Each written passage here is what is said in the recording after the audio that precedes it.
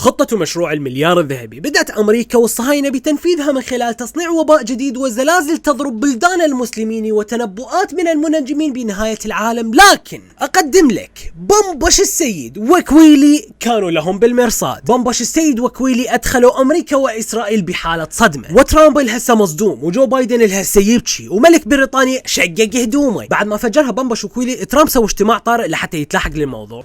Sabaho, ladies and gentlemen. Today we're gonna talk about Bambash السيد and Kweli. They covered our fucking خطة. من سرب لخطة يا قبل؟ يا قبل سرب. فك بامبش السيد. فك كويلي. وعلي وين ما اشوفكم الا ادجشكم. شلون اكتشفوها؟ منو قال بيهم؟ يعني هي خطة سرية، السرية اذا كويلي يدري بيها. اكو جاسوس. There is a جاسوس يوصل الحكي لبامبش السيد حتى يسوي محتوى بالتيك توك. اي ادري. واحس بيك ما مصدق الموضوع، فشنو هذا تسريب من يمه. المليار الذهبي اذا تعطل الانترنت بكل العالم اعرفوا اكو كارثه راح تصير. اذا شفتوا اشياء غريبه ظهرت بالسماء لا تصدقون وتقولون هاي نهايه العالم. مشروع المليار الذهبي اكيد راح تسالوا تقول شلون راح يقدرون يقللون عدد سكان الكره الارضيه؟ يحاولون يصنعون مختبريا امراض او فيروسات او وباء جديد يضر العالم. اذا انقطع الانترنت وكل العالم ما راح نستوعب وباء جديد. معلومه اضافيه، تقنيه الهولوجرام هاي التقنيه جدا خطره وراح يراقبون بها الناس. من خلال هاي التقنيه يقدرون يخلون الناس يشوفون بالسماء اجسام ضخمه وعملاقه، وهاي الاشياء يكون الغرض منها تخويف الناس والعابهم. يعني ممكن نشوف اشياء ضخمه موجوده بالسماء او حيوانات ضخمه هل فعلا راح ينقطع الانترنت يوم 11/10 وراح يطلع وباء جديد وزلازل وحرائق ومخلوقات فضائيه بواسطه تقنيه الهيلوجرام اللي الكل حذر من يمها؟ ومشروع المليار الذهبي اذا ما كنتوا تعرفه يعني بقول مليار نسمه على كوكب الارض، لان ما يتحمل كوكب الارض وما ورده 8 مليار نسمه مثل ما احنا هسه بيه. لذلك قرروا دول العالم الاول اللي هم اوروبا ودول المتطوره ان يمحون دول العالم الثالث المتمثله بالشرق الاوسط والعرب واستعبادهم. زين، خلي الموضوع شويه على صفحه ونحاول انه نجيها بالمنطق. شنو هي الوسيله اللي تقدر من خلالها ان او تخفي 7 مليار نسمه من الوجود؟ شنو من فيروس يقدر يسويهش بدون ما ينهي او يهدد حياه المليار الباقين؟ ماكو اي طريقه تقدر تحمي بها مليار من وباء انتشر وفتك ب7 مليار انسان غير انك تطبل بيه 7 مليار شخص وتخنقهم واحد واحد على اليمن بعد. شرطة المليار الذهبي طلع طيب. لنفرض بدأوا يطبقون بخطته ومشروع المليار الذهبي من خلال إنشاء أو تصنيع وباء جديد ينتشر حال الوباء اللي قبله.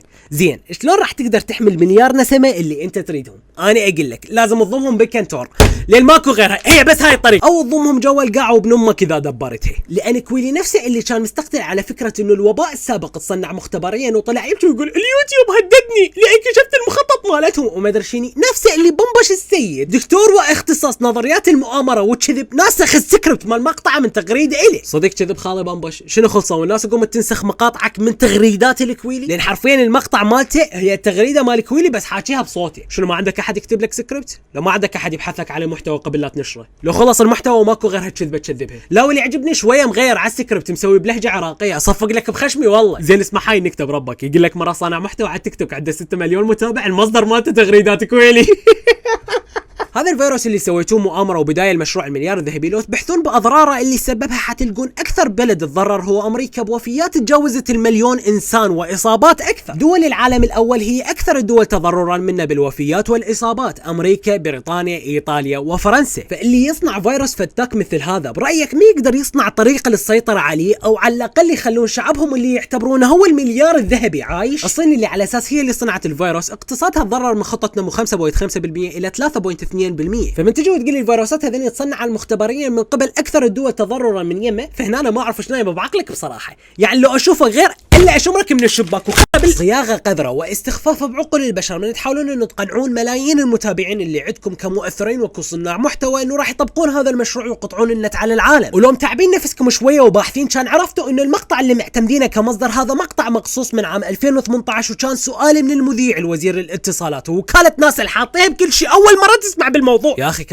كافي رحمه للملائكه. شو يصيروا دحستوا وكاله ناسا تبين الموضوع بحيث اذا تخلص قنينه الغاز مالتهم يقول لك طبعا شلون تبقى قنينه غاز وناسا موجودين؟ ادري ناسا مخلفيك وناسيك رحمه للعبا. حتسالني وتقول زين شنو تفسير الزلازل اللي تصير بس عند العرب والمسلمين مثل تركيا والمغرب؟ اول شغله انت مو محور الكون، ثاني شغله بكل بساطه يحتاج تفهم شلون الزلزال يصير. اول شيء كوكب الارض متكون من 3 اجزاء رئيسيه اللي هي النواه، القشره الداخليه والقشره الخارجيه. النواه بكل بساطه هي سائل بركاني شديد الحراره، والقشره الداخليه تتلامس بشكل مباشر بين القشره الخارجيه والنواه، يعني صايره بالنص بيناتهم. وجدار القشره الداخليه تقدر تقول مطاطي يميل الى كونه سائل اكثر من كونه حاله صلبه مختلفة. من ترتفع درجات الحرارة بالنواة تصعد نتوءات من القشرة الداخلية للقشرة الخارجية لحتى تبرد درجات الحرارة وترجع للنواة، وبهاي الحالة راح تتخزن طاقة كلش كبيرة من الحرارة والقوة بالقشرة الخارجية تحتاج انه تفرغها. شلون تفرغها؟ بدفع صفائح الارض التكتونية اللي تتكون من يمها القشرة الخارجية واللي هي تقريبا ب6 أو 7 صفائح تكتونية. تفرغها من خلال الاضطراب بالحركة بيناتهم، يعني لو وحدة تضرب بالثانية، لو تصعد فوقها او تنزل جواها او تتحرك، وبكل حالة من الحالات هذه راح تسوي اهتزاز بالقشرة الخارجية، يعني تخلي الساكنين فوقها يحسون بزلزال قوي. زين منو اكثر الدول عرضة للزلزال؟ الدول اللي تكون على حواف الصفائح التكتونية، لما الصفيحة تضرب بالصفيحة اللخ راح تسوي اهتزاز كلش كبير بالحواف، فراح تحس بيها الدولة هذه، مو لان امريكا متدخلة بالموضوع. نقطة على سطر كافر. زين منو هي الدول اللي على الحافة؟ تركيا، المغرب، اليابان، وحتى العراق وكثير من الدول. زين هل البشر بامكانهم صنع الزلازل مثل ما تصير الطبيعية حاليا بالطرق اللي انت سامع بيها واللي تعرفها؟ لا، ما يقدرون. زين شنو هذا الاشعاع اللي يطلع بالسماء قبل الزلزال؟ اكيد هاي هم مؤامرة، يعني قول لا، قول ايه ابو قدميس، هاي قول لا. اخوي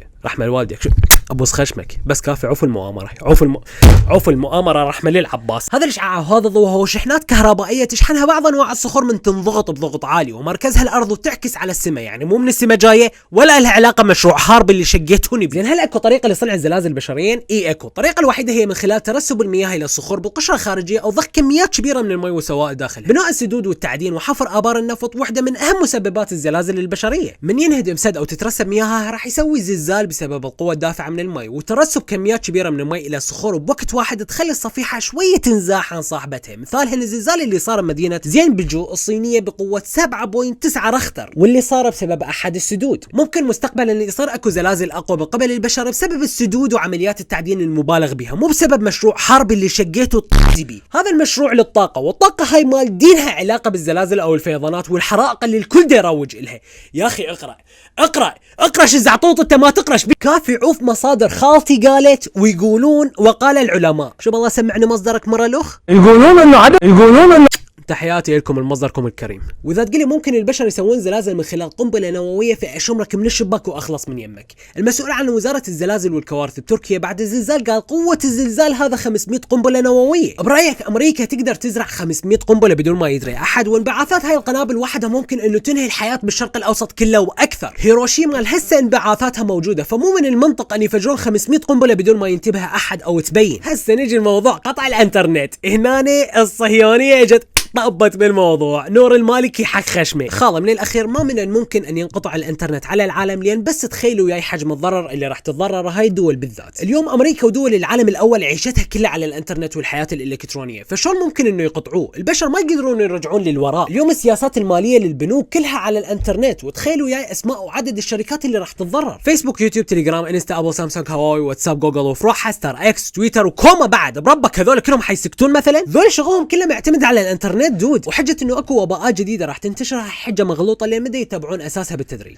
وسبب زياده الاوبئه باخر فتره اقدر الخصه بمثل عراقي مشهور: الملجوم من الحيه يخاف من الحبل. يعني المقروص من الحيه يقوم يخاف من اي شيء يشبهه، وهذا بالضبط اللي صار ويانا. قمنا اي وباء ينتشر حتى لو اصاباته كانت ما تتعدى 100 نسويه ترند ونقول عزيلك وباء جديد انتشر. بس هو بالواقع وقبل لا يصير الوباء السابق ترند كان اكو اوبئه كثيره انتشرت خلال السنين السابقه وصلت حالاتها واصاباتها لاكثر من 1000، بس ما حد اهتم لها ولا احد انطاه وجه. ليش؟ لان ما صعدت ترند. اليوم كوكبنا يعاني من اشد درجات الحراره بسبب الاحتباس الحراري، والقطبين دي يذوبان تدريجيا. الذوبان هذا دا يطلع لك فيروسات وجراثيم متجمده لمليارات السنين، فاكيد اذا طلع وباء جديد راح يكون فتاك، لان هذا وباء جديد علينا، وهاي اذا انتشر يعني. اما موضوع المنجمين والتنجيم وتقنيه الهولوجرام فراح احكي عنها بحساباتي البقيه، بقناه اليوتيوب الثانيه، حساب الانستا، وقناه التلي، فتابعني هناك لان حتطرق التفاصيل ما قدرت اتطرق لها هنا لضيق الوقت. وختاما لا تنجرف وراء نظريات ومؤامرات يطلعوها اغبياء الانترنت لاجل مشاهدات ويصعدون حساباتهم براسك فقط. من تسمع هيك حكي ابحث وتاكد. اليوم البحث اسهل بكثير من قبل، فلا تبخل على نفسك 10 دقائق حتى تعرف فيها حقيقه الموضوع وما ينضحك عليك وتستفاد بمعلومه. الحكي ما كان موجه بس لبمبش السيد وكويلي، لا اكو كوما مشاهير وخاصه مشاهير التيك توك حكوا عن هذه الاشياء بدون مصادر ولا اطلاع وبغباء شديد. لذلك اليوم انتم لازم تكونون اذكى من يمهم وتبحثون. مصادر الحلقه كلها موجوده بالوصف، لا تخاف انا ما اعتمد يقولون. وكافي لك